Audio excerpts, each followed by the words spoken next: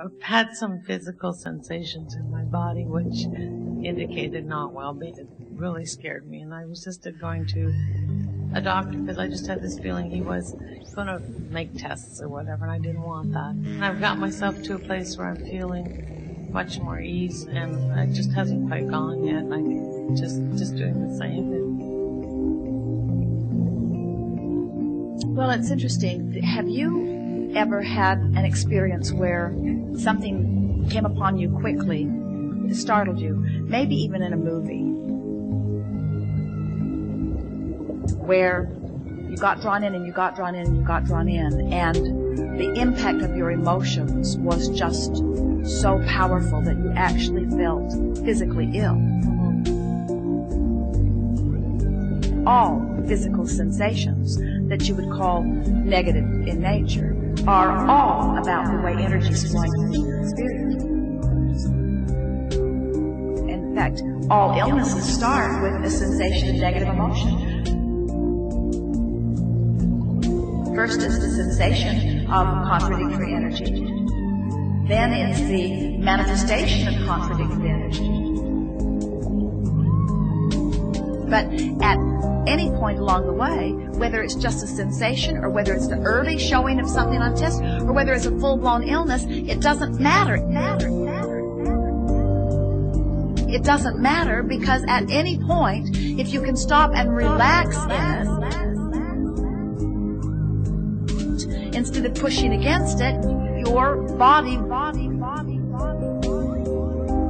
right itself. It really, really will. As we watch humanity and we see all of it, we see that the illness really begins to gather momentum right at time of diagnosis. And the doctors would say, "Oh, Abraham, you misguide them, because if we can catch things in the early subtle stages," and we want to finish their sentence, "if you can catch things in the early subtle stages, you can parlay them into full-blown illness." Right. You can take a healthy person who has no sign of illness in their body and you can scare them to death over illnesses in other people's bodies until they, through listening to you, begin to push against their natural well-being, contradicting their energy. Illnesses are becoming more on your planet, not fewer. There are more illnesses today, not fewer than more every single day. As science and medicine is shining the spotlight on what you don't want and then embarrassing you into going in for the tests, you see. What you want to say is, I live in a healthy body, and sometimes it's healthier than others, but are all conditions.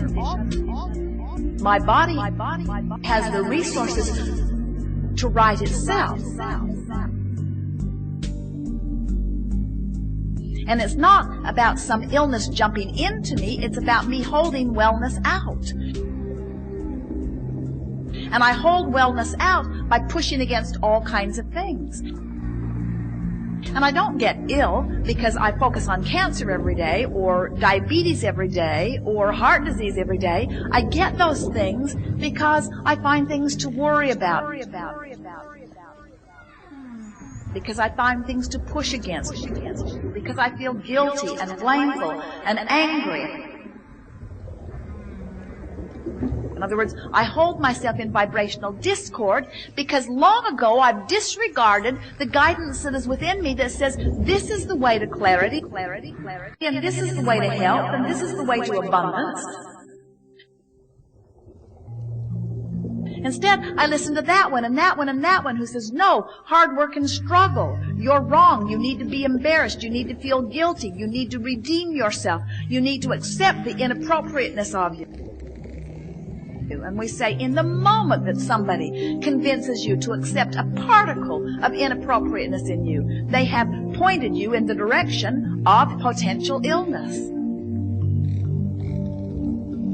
It is a feeling of loving self and worthiness that is equivalent to health.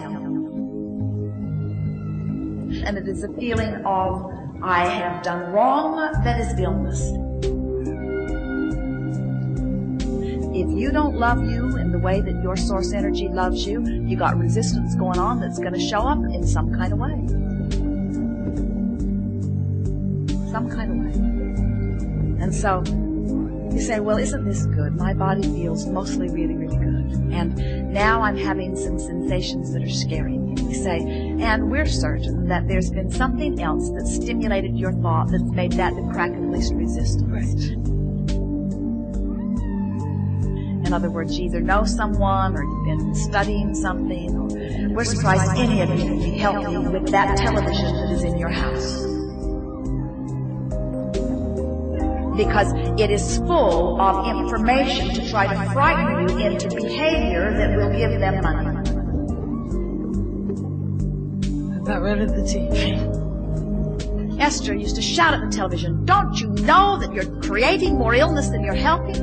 And we said to Esther, you're pushing against them even for altruistic reasons is not good for you. In other words, we want you to think of those commercials and to think of those illnesses in the same way that you think of condiments on your sandwich. In other words, some people like them, some people don't. It's an option, but it's not bigger than that. So now Esther can watch television and actually see those commercials, and she finds them humorous. And what she says to them softly and lovingly is, you don't really know what you're talking about.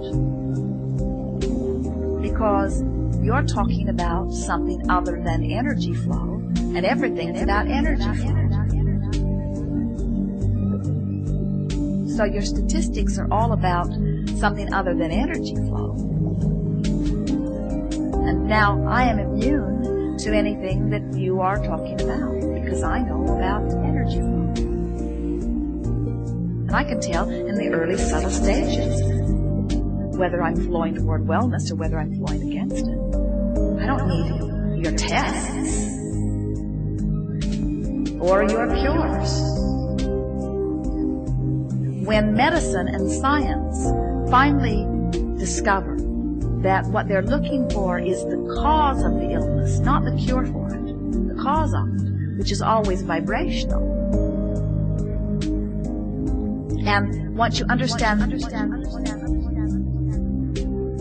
the cause is vibrational, you immediately have the cure.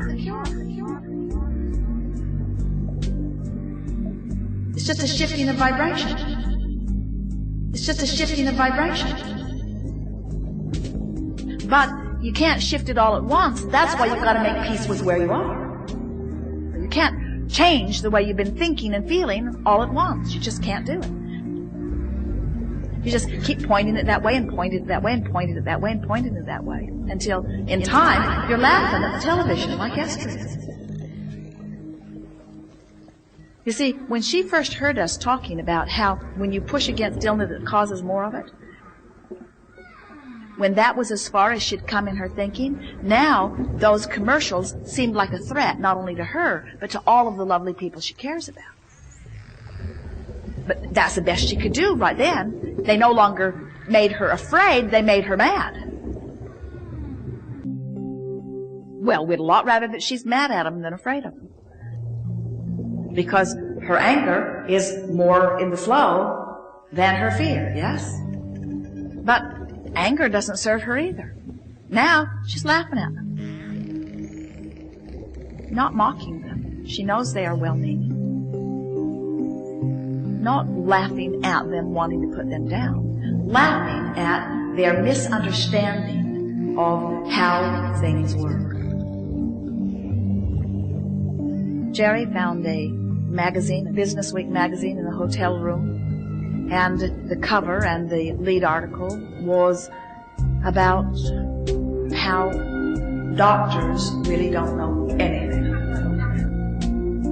And it's a former physician who has spent his life's work taking different studies and pointing out that they have no real evidence that all of these drugs and processes that they've been touting, when it really gets right down to it, they are having much more failure than they are success, even with the best of them.